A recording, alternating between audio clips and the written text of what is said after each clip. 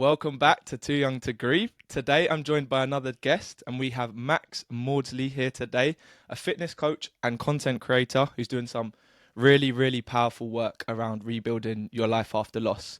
So Max has been open on his social media about losing his dad at a young age, like myself, and a lot of what he shares really resonates with me around grief to grit, especially because there's a lot of parallels in our journeys, and I can't wait to hear some of his perspectives on life after grief today. So Max, thank you so much for being here, my man.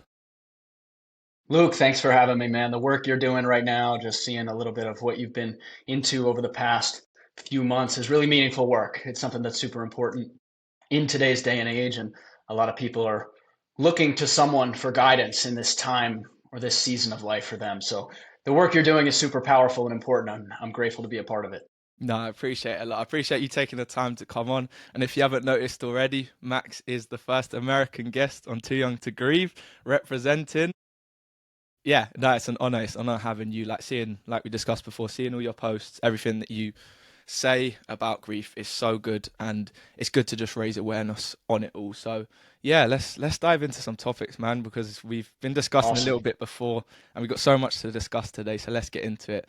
But Max, so look, just to start off with, obviously we both lost our dads quite young before we were sort of ready with it, and I just wanted to sort of ask you, how do you think that losing your dad changes sort of the direction of your life? Great question, Luke. And I think it gave me a real dark humor in my life. No, but in all seriousness, I would say that before losing my dad, life felt infinite. In a way, we had all the time in the world, right? And to me, my dad felt invincible. He made people feel seen. He ran businesses. He was the first up in the morning. He was the last to bed. He just loved life. And he was the kind of man that you just believe will always be there. And so when he did pass so suddenly of a heart attack right in front of my family and I, in that moment, it broke that illusion that time is guaranteed. And so after that, every day felt more deliberate, not necessarily in a rushed or a frantic way, but just in a more precious way. I couldn't take the small talk all the time anymore. I wanted something more meaningful in my conversations. I couldn't keep living a version of life that wasn't completely in line with my soul. And so, to answer your question, it changed the direction of my life because I finally opened myself to being completely and utterly honest and vulnerable with my emotions, not just being the man of the house or being the rock of the family, but truly admitting that I'm in pain, which in turn strengthened my relationships and my overall presence in life. And, actor Andrew Garfield, I think, said it best when he said, the longing and the grief, fully inhabiting it and feeling it is the only way that I can really feel close to her again when he was discussing the loss of his mother. And I'd say that fully inhabiting it and feeling it and being completely vulnerable to my emotions has completely changed the direction of my life as well.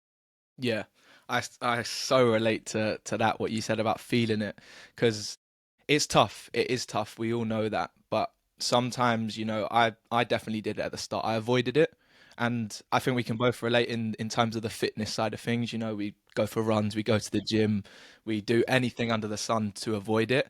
But when you actually feel it and you understand it, it does make you, like you said, open up more, feel more emotions, and that in turn makes you more present and changes the direction of your life. Just because, like you said, you don't want the small talk, you don't want the sort of just average conversations that you have. You've got so much more like presence now with your life that you just sort of, it changes the direction naturally. That's literally what it does, and that's what grief does. So yeah, I never heard that Andrew Garfield quote either. So I love that, and I think a lot of Mm. people like that because it definitely explains grief in a really good way. So in terms of like the change of direction, then did it sort of get you into what you're doing these days, or was that what you were doing before? Do you feel like that's given you more direction? Yeah, I mean, I'd say the rebuilding side, which I think we'll get into, is something that a lot of people see. They kind of see that comeback on the other side of grief. And I was always into fitness, I was always into coaching, but it was kind of this idea of a rebuild because I think in general, a lot of people, like I said, just see that other side. They see the light at the end of the tunnel. They see that heroic side of what you've been doing, that coaching, that fitness being that light for people. Yet the first 3 years of grief, Luke, I wasn't rebuilding at all. I was avoiding on the surface. I mean, I looked functional. I looked like I trained. I worked hard. I moved cities. I took demanding jobs. But at night, I would stop at the liquor store. I would drink alone. I replayed movies that my dad and I would watch all the time. I listened to sad music just to stay in that mindset of this happened to me. And I was constantly working so hard to get back to that day that he died, to keep myself close to him when he was still alive. So, yes, I was doing this for most of my life, but it was about being more intentional in time in my grief with my coaching and with being understanding with people and understanding that people are in very different stages of their grief and having an awareness of that. That's something that you only learn with time and by living through your own rebuilding journey. Yeah, spot on, man. I think the start of the grief journey compared to it never ends. There's no end to the journey, but the start of it compared to where you are now, sort of 3, 4 years down the line potentially, there's so much to learn throughout it. And I think it does help you in what you're doing. Like you said, you were doing it before, but the intention and the understanding of people, especially at different stages of their grief, is so much more now because you've actually lived it yourself and you've had the dark times. Like you said, I think a lot of us do, but we come out of it at some point with more understanding of ourselves and more appreciation for life and other people who are going through it. So yeah, credit to you for going through the times that we all have, the dark times, but then coming out. And now, I love, obviously had to look at what you're doing and things, and I love the phrase that you have, from grief to grit. I think that's so good. Because it's tough. It is tough. Grief is tough. And going from grief to grit is, yeah, it's really hard work. So it's a credit Yeah. to yourself. But when Mm. like people talk about that sort of, from there to where you are now, the moving on side of thing. But you sort of, and I'm the same, say about rebuilding, feels a bit more accurate. What do you say, like, what helped you rebuild from that point where you were to where you are now? Mm. I think it's really building that awareness as to where you are at year 4 versus year 1. So in year 1, I got through it through alcohol. Alcohol was my main vice. And then nicotine became the vice. And then constant motion of trying to approach a new job or a new opportunity or maybe the fancy LinkedIn title. That's what was helping me in the beginning. Then it was the friend group that I thought was the friend group, but was really just the drinking buddies. And so these were kind of the facades that I was helping to rebuild my life in order to actually try and get to that point. But I think Jay Shetty, he said it best. He described loss like this: that grief is like a stone that you're forced to carry. And at the beginning, all you can feel is the weight of it, right? It's awkward. It throws off your balance. It feels like it's always there.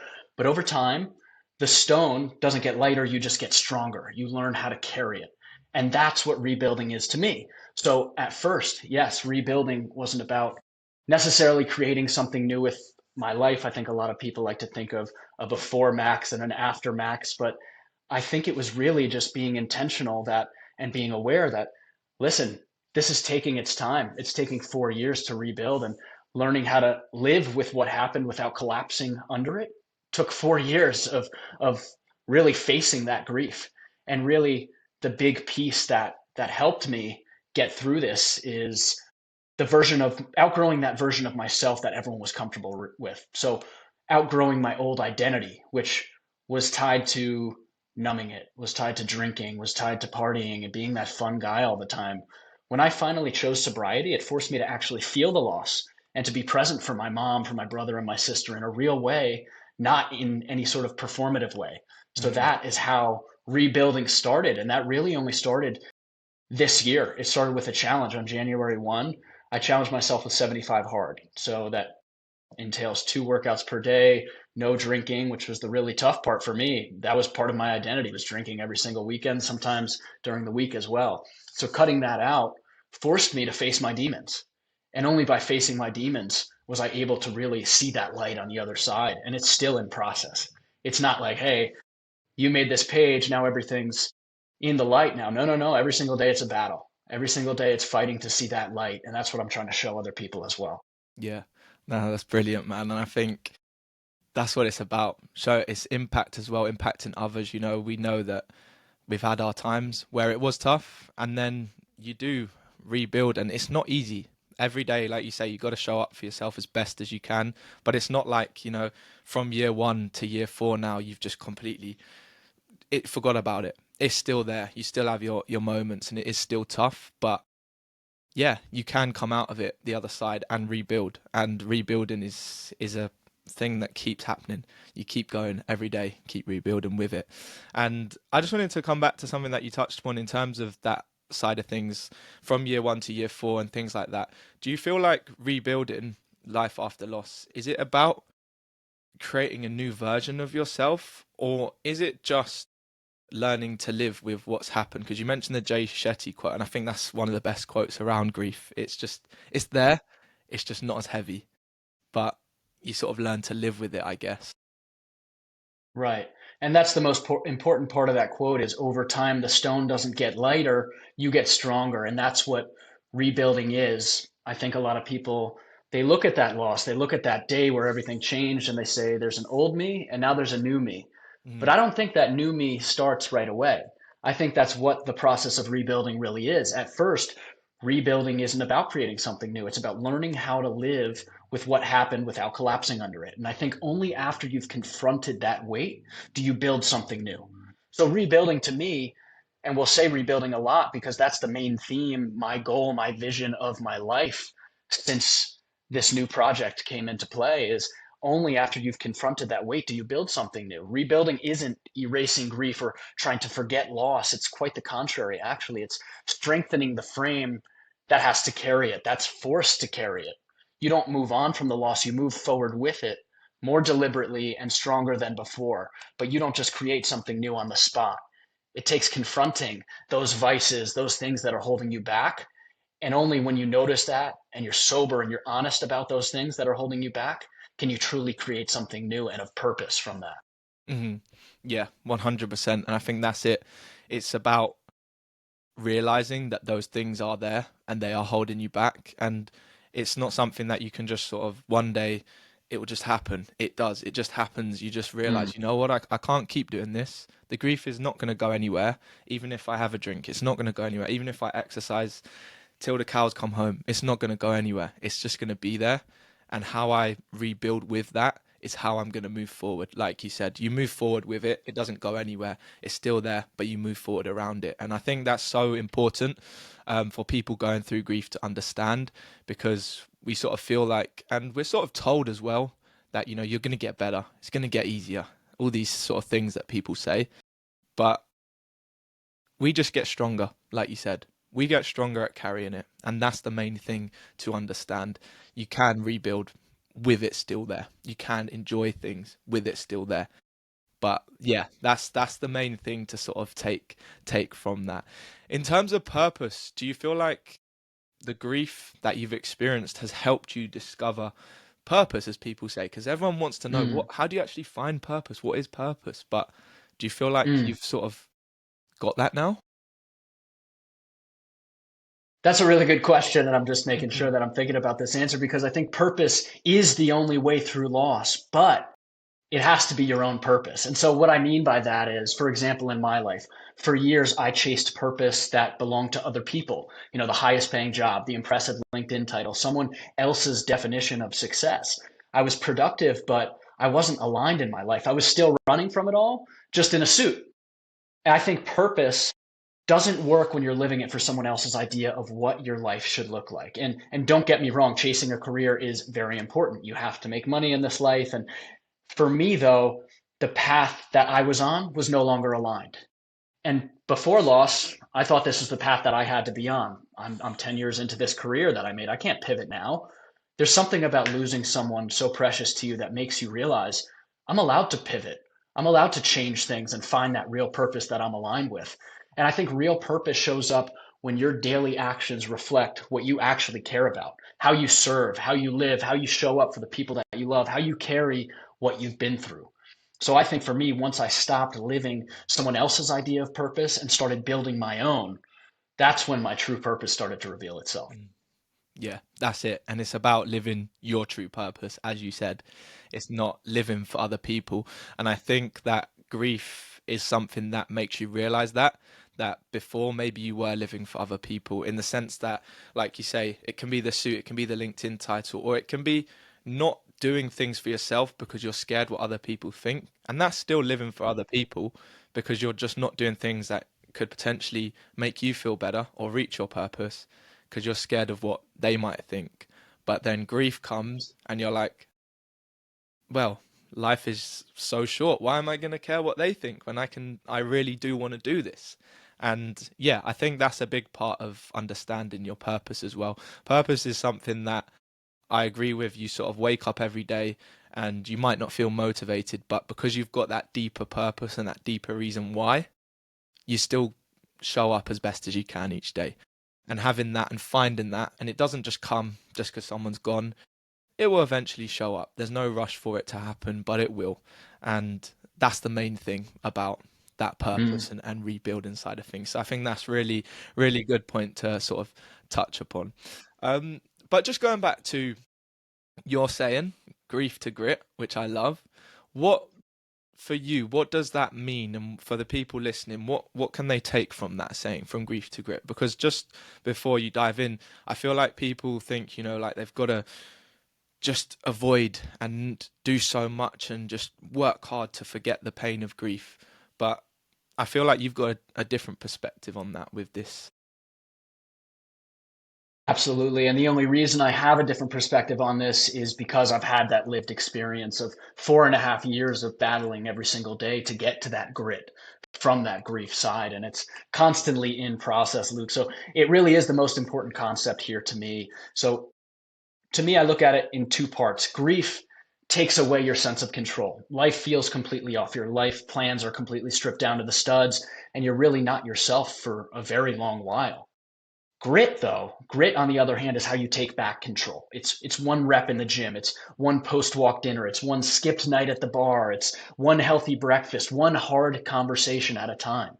So grief to grit is really about regaining control over your life. And that doesn't mean that you just switch to that grit just because the grief is gone. Not at all. Grief is always there. Like you just mentioned, you just learn to carry it better and you turn that pain into purpose in a constantly evolving format because grief doesn't end. It just changes shape as the years go on. So a lot of people think you just have this grit side now, like, oh, this is the new you, Max, right? Like you're the fitness coach, you're a life coach now. No, I deal with grief every single day, but I channel that grief into grit so that I could be there for others, so I could be there for my family, for maybe one person who's listening to this today who's looking for some way to move forward in the holiday season. That's doing that one rep at a time. And so that's the purpose of grief to grit. I love that. And I think that literally what you just said at the end, that one rep at a time, I think that's what everyone should take from that in particular, because you don't have to do absolutely everything at once. You don't have to do so much to go from grief to grit. It's just slowly doing one thing at a time each day, going for a little bit, a few more steps, eating a better meal one day at a time. Like you said, skipping the bar once a week rather than going every single day.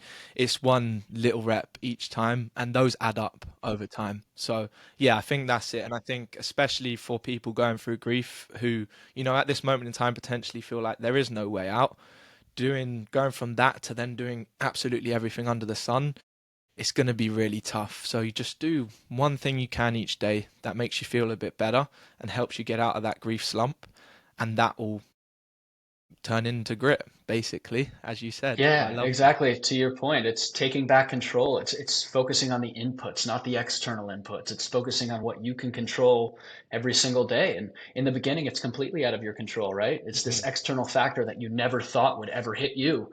That'll happen to somebody else, but not me, not Max Maudsley. That doesn't happen here. We haven't had any tragedy hit our life. Oh, welcome to life. Suffering is a part of that. Mm. Now I have to control my inputs because people are looking to me for guidance. Mhm. Do you feel like the people looking to you for guidance, whether it be family, whether it be people who follow you, do you feel like that adds pressure, or is it a good pressure? Mm.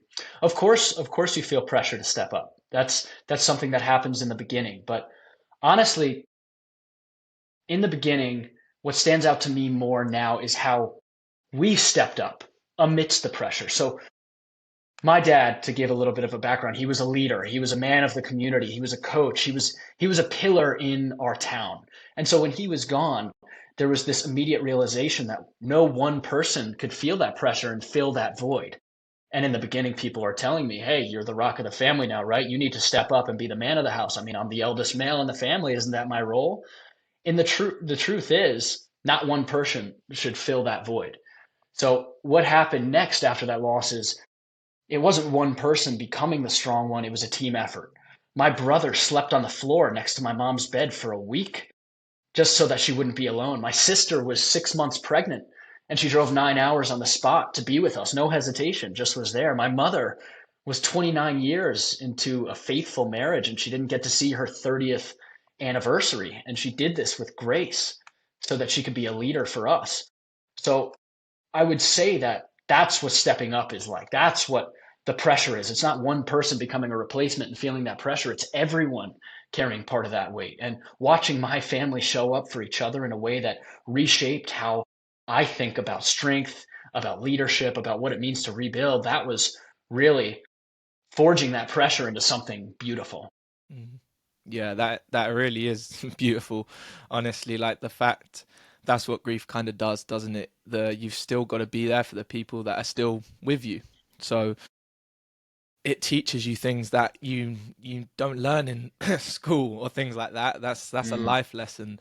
And yeah, I think it shows you how important family is and how important those connections are for you in grief, and having good people around you, having people to lean on when you're not feeling your best, because you're not going to be able to, like you say, take it all on yourself and just every day show up strong and just be there for everyone. But if everyone's there for each other and is there to support each other, that's what it's about, and that's the pressure. yeah. It's pressure that you share. And in the beginning, there's a lot, I'm sure, as you can remember. There's the estate lawyers that you're dealing with. You're Mhm. picking out a cemetery plot. You're dealing with your own grief. You're dealing with your own habits and vices while also trying to plan a funeral speech and do all these different things. And so on the days when I didn't have it, having those people to lean on was so important. Having my mother there, having my sister and my brother or his close friends to also be someone to lean on. And not everyone has that. And so I applaud the people who are really figuring this out on their own, but I also encourage you to listen to people like yourself and us who are trying to guide people through these times, because trying to do it on your own is a quick way to burn out and you start to withdraw. And having that presence of people and looking to a real true inner circle is how I was able to start that rebuild probably earlier than other people. Mhm. That's it. 100%. It's having people around you who you can turn to, because like you said, I respect the people that are going through it on their own, but do lean on people, lean on support groups, grief support groups, communities, because it is so tough to navigate this on your own, and having people there who can provide some support for you, make you feel seen, make you feel understood, it really helps the grief, because it's something that you've never experienced before, and you just don't know what's going on, and it impacts you physically and mentally. It's shown in research to do that to your nervous system. So it's tough to do that alone. It's tough to understand it alone. Yeah, And I would say one other point around that kind of pressure to be strong even when you're not is learning that strength isn't just being that rock or being that calm and confident facade. It's actually quite the opposite. Strength to me now, compared to year one in my grief, is about being vulnerable. It's about being open and honest with every aspect of my life and continuing anyway. Hence the Maudsley Strong Project. It's about showing people this is real. This is what grief looks like 4.5 years later. And I wasn't always here. I also was in a very bad spot for a long time. And so in the early days of loss, yeah, the pressure is to be the man of the house, to be the rock for your family. But I learned only through lived experience that strength is crying when you're talking about him because his presence was so meaningful to you, or it's being open to talk about your alcoholism when dealing with grief, or it's about sharing the story that, yeah, maybe I wasn't there as well as I would have liked to be in my relationships, but you know what? I'm working on it. And every day I'm trying to get a little bit better. So I think strength today compared to year one is about relentless vulnerability. yeah, yeah. Honestly, I couldn't agree more. And I love the fact that you touched upon that, because I think especially as men, when you do lose your dad as well as a man, it is the person who is there to guide you, the person who you can call, for advice, things like that. And you feel like, okay, I've just got to be strong here. And by being strong, it means I can't show any emotion. I've got to just be there, straight faced, really solid, and let people just lean on me. And I don't need anyone to help me. I'm a man, real men don't do that. But it's not. It's not. Strength is what you said there. It's being vulnerable. It's showing emotion. It's learning the emotions that you are feeling. And when you do that, you become stronger as a result because you know that by turning to other people and learning your weaknesses, you're going to become stronger as a result of that. And I think that is so key and something definitely for people to think about, in particular men listening. It's okay to be vulnerable, to speak to people, to ask for help. So I think that really is an important point to touch upon. And just while we're on that topic, then, how would you say like grief changed your life in terms of the mental aspects, in terms of how you deal with things now? How's that changed?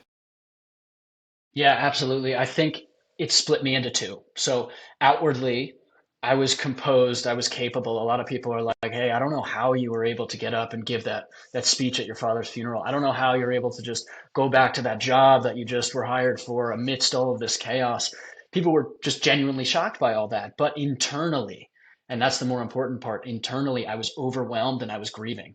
And I think that gap between what people see and what you're actually carrying is where a lot of men in today's society break. I lived in that tension for years, holding it together on the outside while containing everything on the inside. So for a long time, I thought being that man and staying silent was strength. I didn't want to burden anyone, right? I didn't want to look like I was falling apart. But what I learned slowly is that bottling things up doesn't make you strong, it makes you alone. It wasn't one big breakthrough mentally for me that helped. It was sober thinking. It was throughout this year having the volatile times of 75 hard, failing 75 hard because I actually drank at a pub in London. I was at a work event and I drank, so I failed. I had to start over. I was dealing with my own vices. But when I finally got truly sober and realized that this is going to be hard, I'm going to have the honest and the hard conversations, and I have to let pieces of what I was carrying out of my head and let it go, let it into the room. So over time, that composed and capable exterior stopped just being a mask and it started to match what I was actually feeling inside because I stopped carrying it by myself. And I think that is the shift that stopped me from breaking. It's exposing your thoughts and putting it out there into the world. Yeah, 100%. It is when you put it out there, it can be received by someone who can give you advice, give you words that are going to help you, give you actions, tasks, and things that you can do. It's great, you know, doing things like running marathons and high roxes and all these things, and just, putting all your energy and your grief into that. But if the trauma has nowhere to go, it's just going to stay in there. And the easiest way to deal with that trauma and give it somewhere to go is by writing it down, is by talking to someone else, is by leaning on someone else and just letting it go, as you said. And it's not easy. It is not easy to let things go and let it be in all senses of the word of grief, whether it's losing someone, whether it's a heartbreak, whatever it is, letting it go is one of the hardest things that you can do, but also one of the most freeing and something that's going to allow you to move forward with it, as you said earlier on. And I I think it was a Tyler Durden quote from Fight Club where he said, "It's only after we've lost everything that we're free to do anything." And I heard that quote when I watched that movie for the first time, and you're like, "Hey, that's a really great manly quote. It's only after we've lost everything that we're free to do anything." But until you go through this loss, which you can understand, you finally understand letting it go, dropping your shoulders, being vulnerable, being honest. Now I'm free to be my purposeful self and find out what that looks like. said, like you said, now you're free. Like as much, I always, it's such a weird thing, grief, because obviously it's one of the worst things that can happen to us, and we do anything to have our dads back. But it's also given us qualities and new perspectives on things that we never thought we would ever get. And we're like, wow, I'm free now. I know I there's things I want to do, there's things I can say now, and it's so weird to think that grief made us get that perspective. Like, why did we not have that before? Mm, But yeah, that's what grief does to you, and it is yeah. difficult, but it does give you some new Hmm. perspectives on things. I just wanted to go back to what you said because I really, really resonated with it, and I saw it on your social media as well. And it's the funeral speech side of things that you touched upon, because I was the same. I did the eulogy and the speech at my dad's funeral, and I just want to get your perspective on it. What was that moment like for you? Hmm.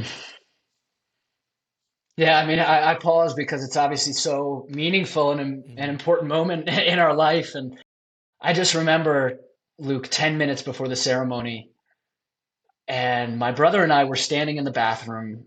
Everyone is there. It's an overflowing church. There are people standing on their tiptoes in the back trying to just get a glimpse into this Maudsley story and see how we are going to kind of share his story today in this unexpected day. And I just remember standing there, and my brother's 3 years younger than me. And obviously, it's very tough for him as well. And I just remember whispering to him, let's be the strongest people at dad's funeral today. And not because I wanted to pretend, not in a way like we've discussed. It wasn't to be this outward facade to say that we're strong when internally we're stuck. It was because this is it. This is where I get to lay it all on the line and share what my dad meant to me in my life. And that's not easy. I had to prepare while I was grieving and drinking heavy and talking to estate lawyers and picking out that cemetery plot and also comforting people who were very close to him. I mean, I remember the wake the day before. I'm a mess, right? But I have to hug 300 people who are coming in. The line was out the door and around the corner, and I had a stain of makeup on my suit jacket. And while I have all this internal turmoil, I also had to be there for other people. So to me, in that moment, that funeral speech, I feel like I levitated with him in that moment.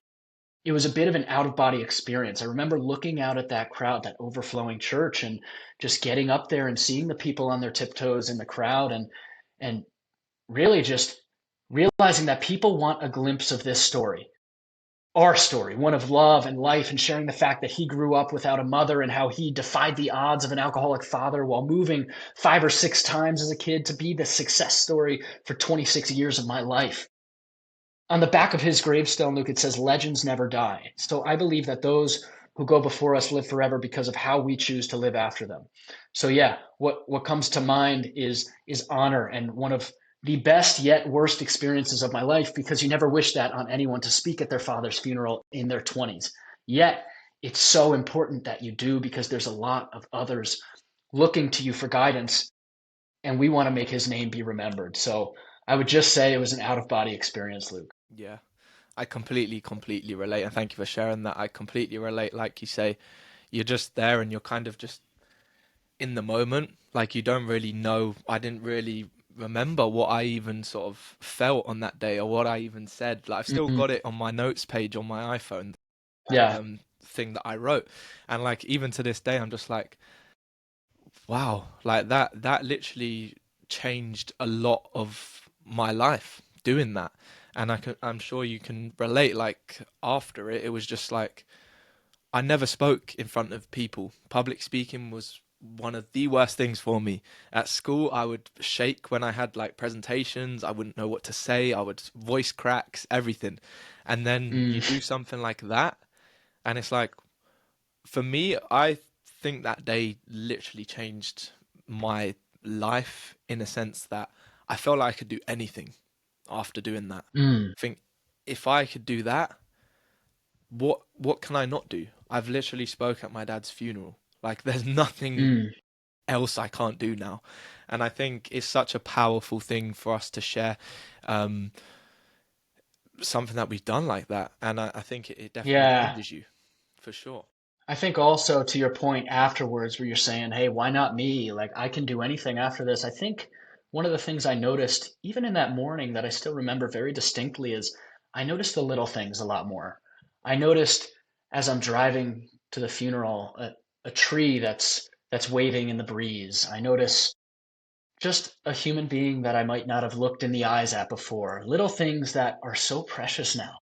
That person is just going to get their breakfast sandwich. They're going to buy a bacon, egg, and cheese sandwich. I'm on the way to give a speech at my father's funeral, who was 54 years old. He was a gym owner. This isn't supposed to happen. So I think it makes that presence so much more present. You realize all these little things are not here forever. And so you really do start to notice, instead of looking at my 10-year plan, I'm looking at my 10-minute plan. And that is giving me 2 feet on the ground in this moment right now, having this conversation with you. That's all that I care about right now, is being as present as possible. And that is something that it taught me. If I could get up there and I could talk to 300 plus people and share his story, and be that guy who's given this very difficult task, then I can also be present for the people that I love and for the people that are looking at me. Yeah. Yeah. Wow.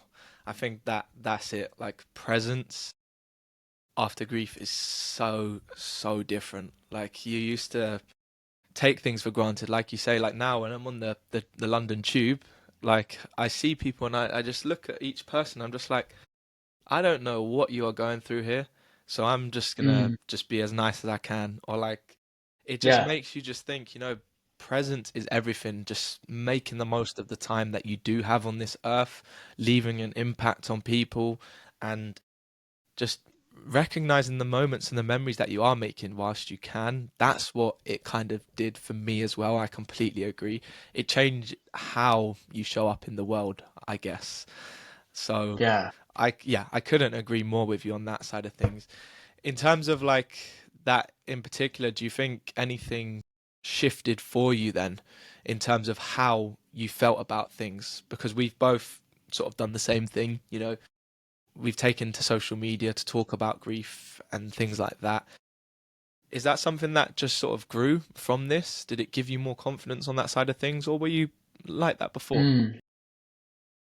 No, I definitely was not like that before. I mean, to be honest, it took me 4 years to really open up about this side of grief. And it started with writing. I really love to write. I love to read. And getting the thoughts out of my head onto paper was a way that I could start to connect with my own new version of myself. That old identity was gone, right? I'm moving away from the drinking buddies. I'm finding this new inner circle. I'm figuring out what my new purpose is.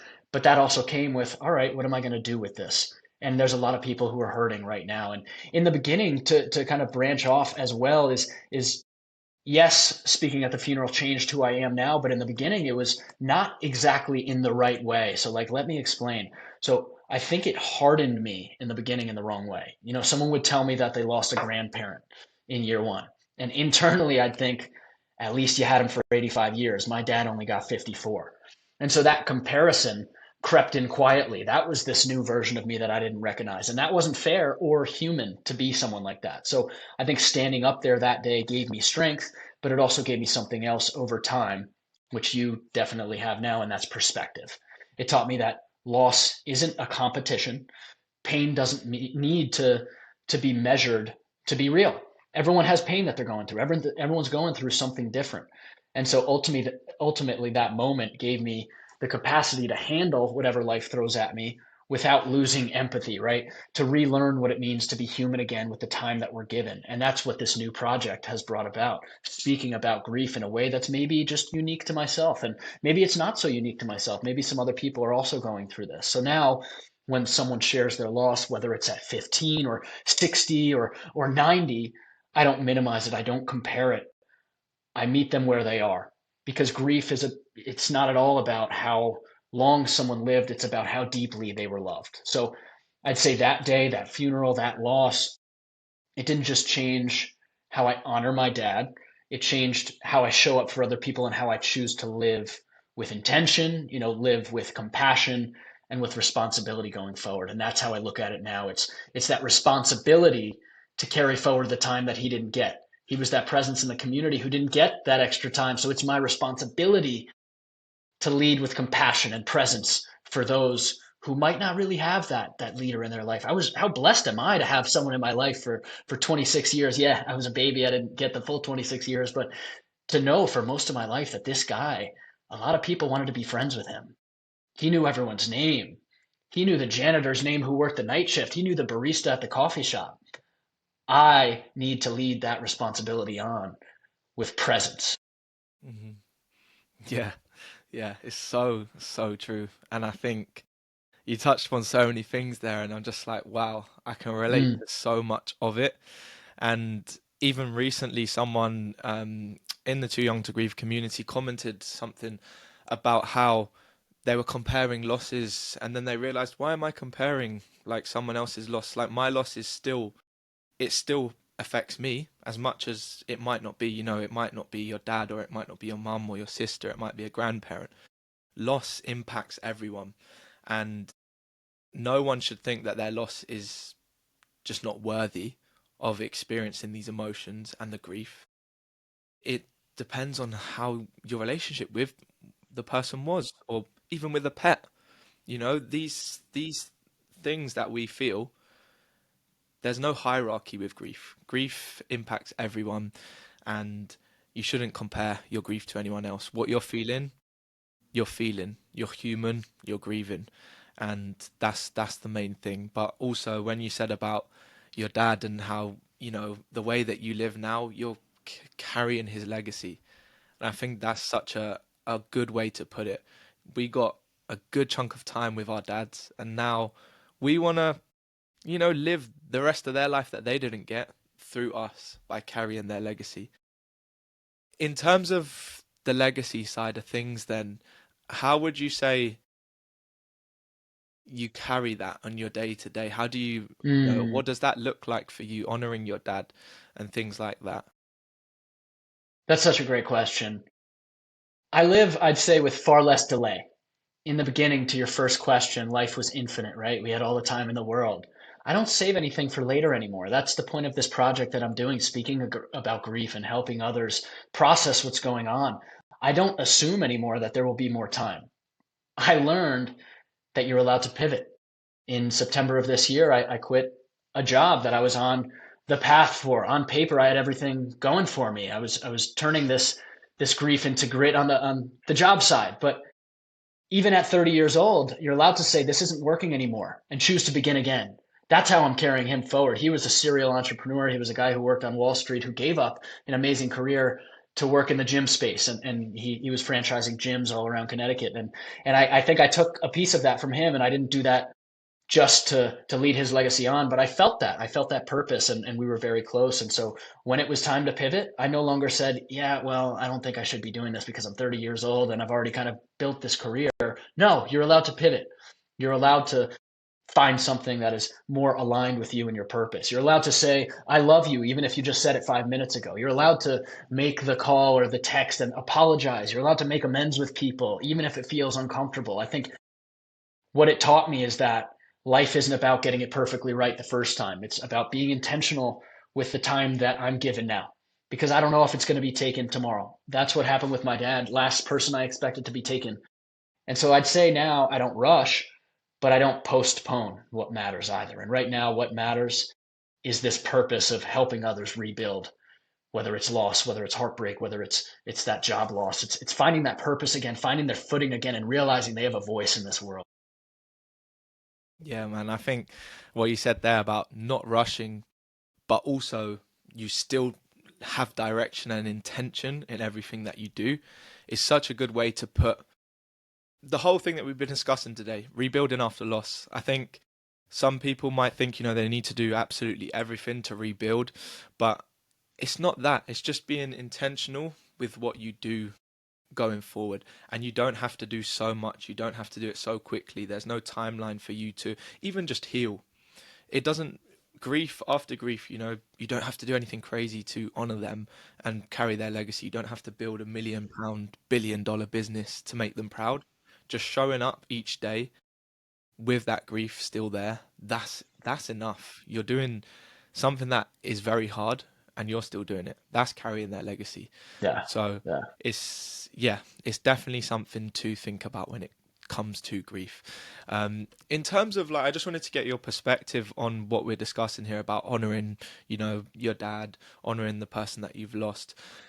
How Mm, do you think people can honor the people that they've lost without ultimately living in the past? mm.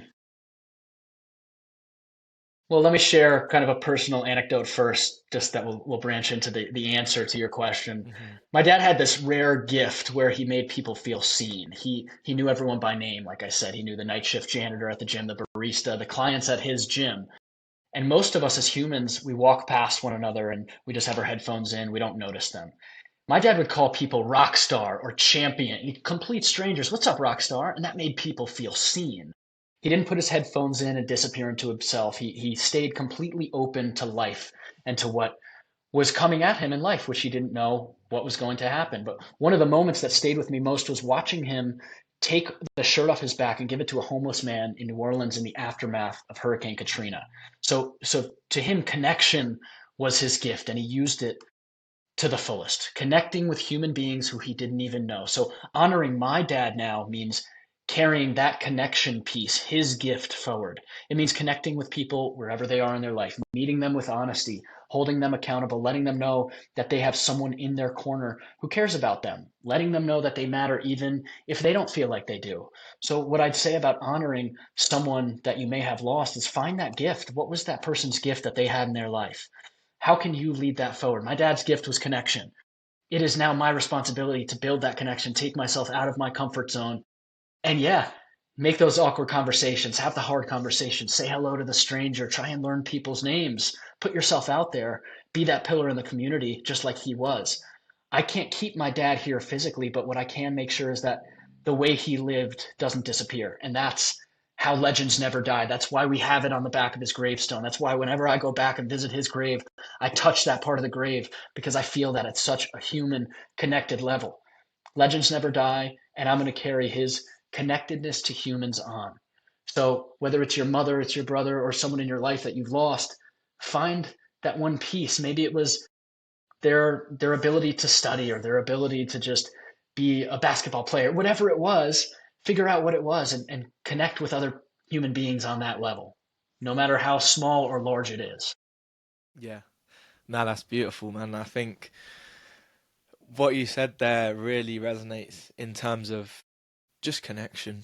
And whether it's the janitor, whether it's the waiter, whether it's whoever it is, just having that connection and just treating everyone as you'd want to be treated is enough to be carrying their legacy on.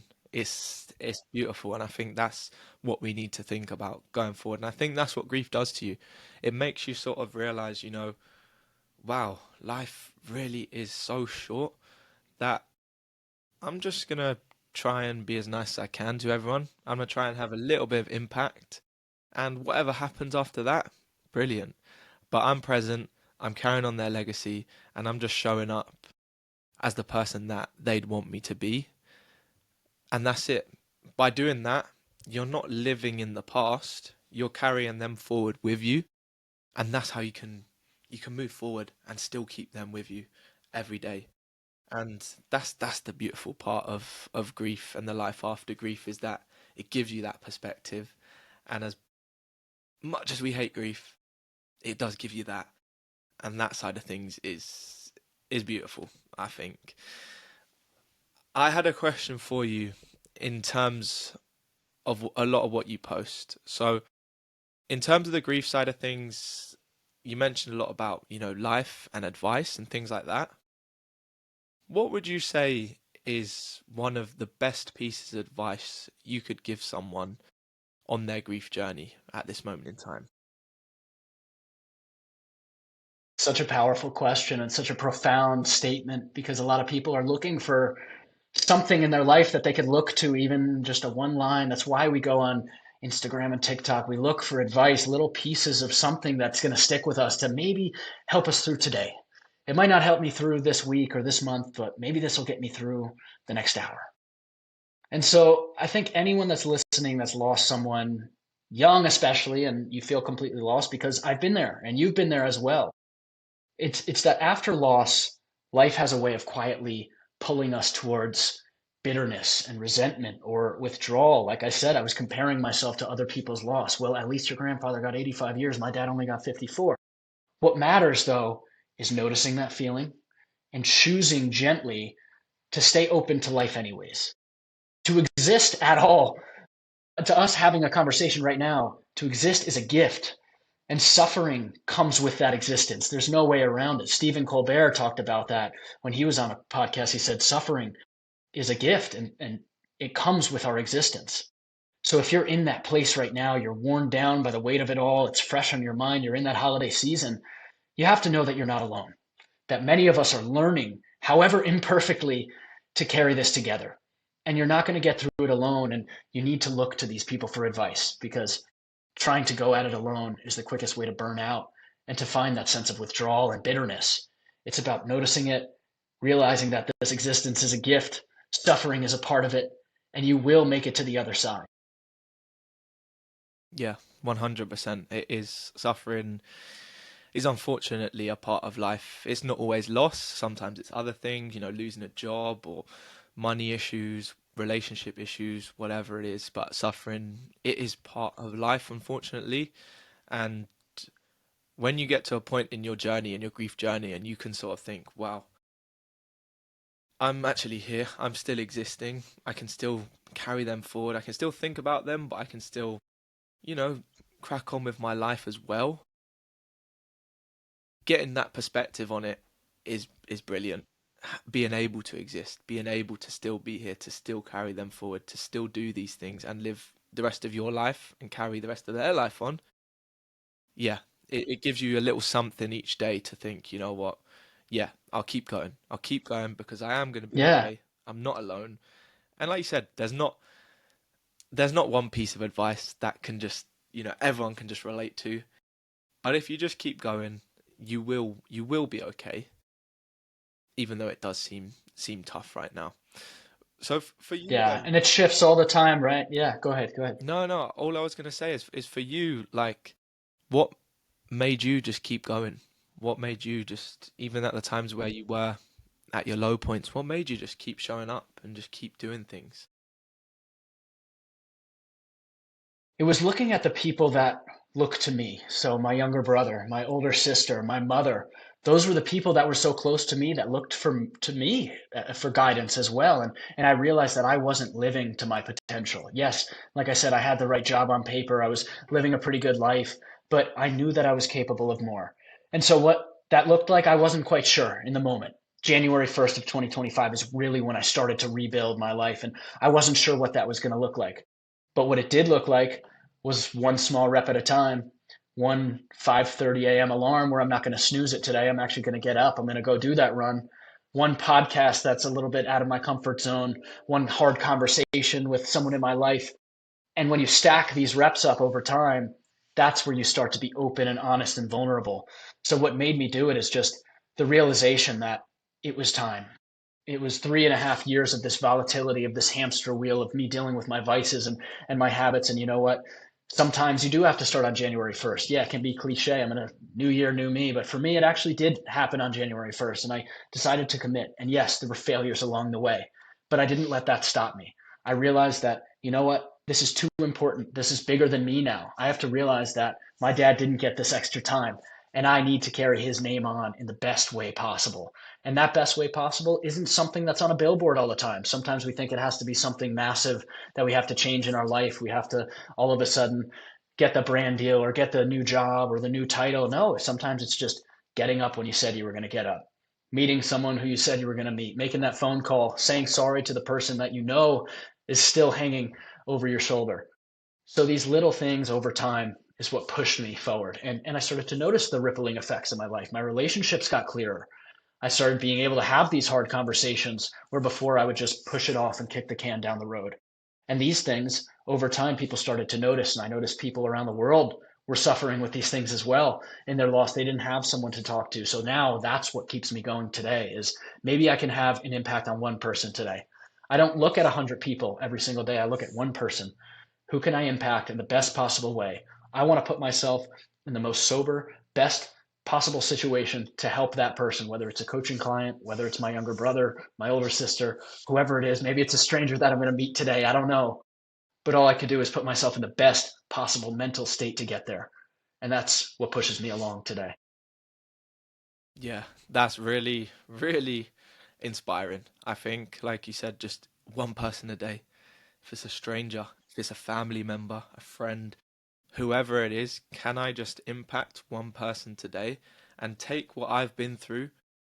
Because I know that what I've been through is painful, and I think other people might be going through pain as well. So if I can show up for them and impact them in a positive way, then that keeps you going. And that what you said there is, yeah, really inspiring, and I really, really respect it because a lot of people get carried away these days and think that they've got to do so much and that they've got to impact millions and thousands and things like that. And if they're not doing that, then they're not successful because they don't have a million followers or they can't reach all these people. But if you just think, I can take what I've been through and impact one person, that will give me so much more direction and purpose on a day-to-day basis as well.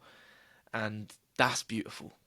That's what And that is enough. That is enough. enough. Exactly. It's grief that not only shortens your time horizon, it also shrinks your data sets. So like you'll hear it people who are trying to grow their platforms. I only got 20 likes on this post. 20 people is a lot of people. And so when you shrink that down into what we're talking about on the grief side, one person, if you could change one person's life, that person might go on to have rippling effects, helping other people in their grief, or maybe just being an inspiration for others. They might not be putting themselves out there, but the fact that they got themselves into shape or they decided to take that extra class in school shows that they're making something out of their loss. They're not letting the loss win. Maximus Decimus Aurelius says it in Gladiator, what he says, death smiles at us all. All a man can do is smile back. And I think that's such a powerful quote because it's not in some sort of macho man way. It's in a way meaning that we can make a light out of our darkness. And every single day, it's our job to turn that darkness into a light. Powerful. That is so powerful. Yeah, that's really got me that one there. Like turning that darkness into light, and it's tough. It's tough for people to think, oh, like some people think, you know what, my grief, I can't get out of this darkness. I can't. There's nothing I can do. But you're never alone with it, and there's so many people that are going through it. And like you said, if you can just impact one person with that, then that person might get out of their slump and then inspire another person who thinks that they can't get out of it, and then they come out of their slump and they inspire, and that's all it's about. It's tough. Grief is so tough and it's hard, but you will get through it and you will be okay. And that's the main thing. For you, then, you mentioned, I don't know if you were talking about this podcast or another podcast, but you mentioned like doing things that, potentially are a little bit scary or a little bit, out of your comfort zone. Did that happen because of grief? Did grief change your relationship with fear? In the past, I would define fear as so in my past, I was a navigator on board merchant vessels that used to travel all over the world. So to me, fear was skydiving in the North Shore of Hawaii or crossing the border of another country in West Africa on motorcycles when I'm not supposed to, or riding banca boats into a rainstorm off the Philippines. That was my idea of fear. Fear after loss completely changes its perspective. Once you experience real loss, your nervous system recalibrates and looks at fear completely differently beyond the physical fears. So I'd say after my dad died, I stopped being afraid of looking foolish or starting over or choosing the wrong path because none of that compares to losing someone that you love. None of that compares to losing that person. So I think that shift from thinking of fear just in a physical sense to an actual internal sense is what allowed me to walk away from a six-figure job, a path that looked good on paper but felt empty, or go all in on something that wasn't guaranteed to succeed financially but was guaranteed to bring meaning back into my life. That's real fear to me. And like that quote that we talked about before, it's only after we've lost everything that we're free to do anything. So once you've been brought to your knees, once you've had to speak at your father's funeral, that's when you really start asking, why not? Why not me? What's the worst that can happen? And that's the new definition of fear. It's switching it from just that physical sense of jumping out of a plane to I'm going to be that first one to speak up in the room. I'm going to introduce myself to this person instead of waiting for them to come introduce themselves to me. Yeah, I like that. I like that a lot. It really does change a lot of perspectives on a lot of things, on a lot of words. And fear is one of those. Fear is one of the biggest things that hold us back with a lot of things that we do, whether it be applying for a job, getting in our best shape possible, or talking to a girl or talking to whoever. those are things that we used to think a lot about, but fear is so different after grief. It's so different, and it's just little things again. It just makes the things that were little before become a lot different after grief, and they become a lot more meaningful to us. And I think, yeah, it does change your perspective on fear for sure. For sure, fear is a completely different thing after grief, and it's so interesting. It's so interesting, and I think having your perspective on that is, yeah, it's been really, really interesting to hear. Yeah, and it also doesn't mean that I don't feel fear every single day. I mean, I still get butterflies before this podcast. I get butterflies before I'm going to go to a new restaurant. I'm going to be talking to someone new or meeting someone new. It doesn't go away, it just shifts. You know that you're capable of handling it. And the more you practice it, just like anything, just like giving a speech, just like maybe practicing that sport, the more you do it, the more it becomes natural to you. So, like you talking about your first time giving that speech in front of people at your father's funeral, the more you do this podcast, I bet you could go do that 100 times, given you wouldn't want to do something like that all the time. But you put yourself in these situations in order to get better at them. You start where you're weak. And I talk about that a lot. We're afraid of looking weak nowadays, but you start where you're weak and you build from where you're weak. And that is a piece of fear that a lot of us don't focus on nowadays. We just think about fear being something drastic, jumping out of airplanes, but fear is practicing every single day being that person that you want to be 1 month from now, 1 year from now, 5 years down the line. Who do I want to be? Let me start practicing that now. Yeah, 110 million%. It is so true. So true that when it comes to fear, it's just every day showing up and just doing things that, do make you a little bit uncomfortable. And with the practice, it becomes natural. Everything that we start and everything that we do going forward, whether it's healing, whether it's starting a new business, whatever it is scary and there is going to be fear there. But that's a natural response. And if you get past that fear, if you, as people say, feel the fear and do it anyway, that's when you grow and when you feel like you can rebuild again.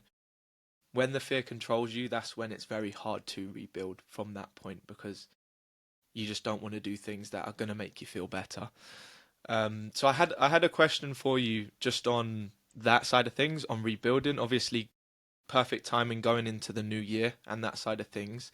How do you feel like for you, grief sort of has changed how you go into New Year's and stuff? Because obviously you mentioned about the 1st of January this year was where you sort of did 75 hard and you had all these big goals. Do you feel like grief has changed how you potentially go into New Year's and think, you know what, rather than setting all these fancy things, I'm just gonna, you know, set a direction, follow that direction, and see where it takes me. Absolutely. I think our roadmap opens up to us when we're open to rebuilding and open to finding out what this version of ourselves are, even when we don't know what that end point is going to look like. But I think for me going into the new year, it's really about kind of stripping, I would say, three main things going into the new year in order to basically continue this rebuild and be there for people who are in their early stages of rebuilding from loss. I think you either outgrow or continue to work on these three things. So number one for me is that old identity. The biggest thing that I continue to outgrow is that version of myself that everyone is comfortable with. So not being just the work hard, play hard guy, always down for a good time, always keeping the energy up. After loss, when I tried to stay that guy, it was because it was familiar and because people expected it. It was easier to be that guy instead of being honest with emotion. So in the rebuilding stage, it's about letting that old identity go, being fully comfortable with who I am now. Yeah, I still want to keep my energy high. I still have that humorous side, but I don't need a drink to do that as well. I don't need to be partying until 2 in the morning in order to be that guy. And so it's letting go of that version. That's number one in terms of a focus going into this new year with a rebuild. And number two, it's a little bit different, but we touched on it briefly. It's more subtle. It's that people should outgrow shallowness going into the new year. I think whether you've been through loss or you haven't been through loss, small talk starts to feel that strange emptiness conversations built around drinking plans or weekend distractions, those surface level updates just no longer have that sense of meaning anymore. So it's not a judgment of any kind because I don't expect everyone to recognize this. It's different 4.5 years into my grief, but it's a form of clarity. So that's a form of clarity that I'm bringing into the new year. It's stripping down that shallow aspect and having the hard conversations and the real topics brought into this new year. And that's a huge part of rebuilding because I think loss has a quiet way of editing your life. It takes, or I'd say it makes you more selective with your time, with your energy, with the people that you let close to you. I started craving that honesty and the real presence, the conversations that could hold weight, even getting comfortable with silence with another person and enjoying the moment with just that person, not having to say anything, being in a car ride and looking at the view without having to be like, hey, did you hear about the game last night? It's like, no, it's okay to be comfortable in this silence. And I'm okay being comfortable in silence as well. So that's a big piece that I'm working on this year as well. And then I think the third thing that I'm still working on, and a lot of people who are in those early stages of grief and rebuilding, is outgrowing that idea that being a man means being that rock, that you have to be strong for your family. And so just reiterating that point that strength means being vulnerable and open at all times. When I wake up in the morning, I want to be the guy who's open, who's honest, who's vulnerable. And yeah, that might cost me some comfort in some relationships, but it gives me something honest to stand on. It gives me depth and it gives me the actual ability to find that roadmap that we talked about at the beginning. Yeah, spot on, spot on. I couldn't agree more with everything that you said there. Is stuff that I've already thought about and going forward into the new year that I want to focus on as well. And I think, like you said about the conversations and just letting things go, and not putting your time into things that don't potentially serve you as well, whether that's conversations, whether that's people or surface level things, understanding that time is precious. It gives you that new perspective that you don't want to waste it on things like, just catching up over the football game on the weekend, for example. You can have those conversations, they can be there, but where you want to put your time is something definitely to focus on going into the new year, and just being the best version of you, of course, but understanding that sometimes to be the best version of yourself, you do need to be vulnerable. You do need to take a step back and just, let people in and let people talk to you, lean on other people and talk to them. Just say, look, I'm struggling here. I need a little bit of help. Give me some direction, please. And Yeah, that yeah. that is okay as well, for sure. Yeah, that is enough. And I think a lot of people just think about rebuild and they think about, hey, I got to take 20 pounds off in the new year, or I want to actually finally see my abs or my biceps this year. But that's only one pillar. That's one piece of the puzzle, the foundation. Yes, there's the nutrition side. Yes, there's the fitness side. And it's a big piece of what I focus on. But without the open and honest vulnerability about where you are in your life, you're just going to go back to your old way of living once you don't have that accountability in your life anymore. So having the hard conversations, being open with people about where you are currently in your rebuild. Everyone's on a different point on that map in terms of their rebuild. I'm further along than someone who's been grieving for 2 years, but I'm also not close to where I want to be. And I'm always in process. I'm always in process. Rebuilding isn't about getting to some end goal and being like, hey, I reached the pinnacle. Now my hand is raised. I reached that light at the end of the tunnel. No, when you go through something like this, you are constantly in process. You're constantly evolving as a human being and you're imparting lessons on others as you go along because we're all going through this together. 100%. As you said there, we're all at different points in our journeys. We're all going through this together. And we're not all, if someone's further along than you in your grief journey, then don't think that you should be further along.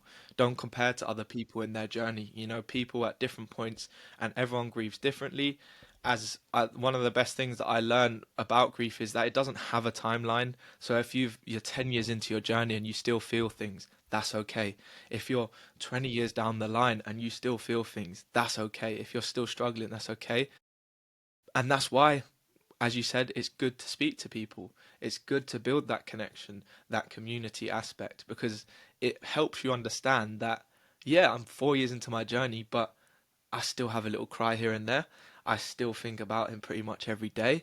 I still do things in his honor, in his legacy, and that's fine. I might be 4 years down. People who haven't been through it might think, shouldn't you be over that by now, mate? it you don't really ever get over this thing called grief. You just learn to live with it and carry it. And that's what you can take into 2026. If it does look slow, if it doesn't look how you expected it to, just keep going, keep showing up as best as you can. And I think that's the main thing to take into 2026, especially if you've lost someone. I, th- I think that was one of the most intriguing pieces about sharing my grief journey is the people who reach out being like 40 years ago to this day, I lost my mother, or 26 years ago, I lost my brother. I can remember the breeze and how beautiful the blue sky was. And they remember to the detail that day because how important that person was in their life. And I want to be someone like that who talks about my dad until it's my time. And I want to share the lessons that he imparted on me because it was so radically special in my life.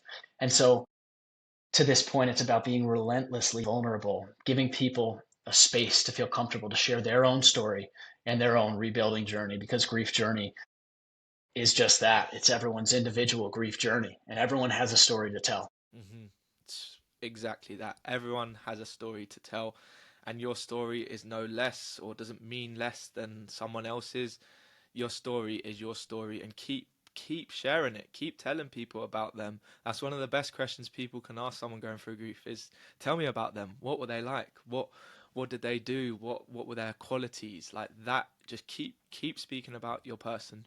Just keep doing it, and don't feel like you need to stop anytime soon, because that's grief is love with nowhere to go. So if you could share it, it's going somewhere. It's going to someone. It's inspiring Yeah. someone. So keep talking about them. Max, honestly, like I said before, we could talk all day about more stuff, and hopefully we will have to have a little part two when you come over to the UK. But I always like to finish with a question, and we sort of covered it. But if someone listening has lost someone and does feel completely lost right now, as we both have experienced, what is the main thing that you would want them to know?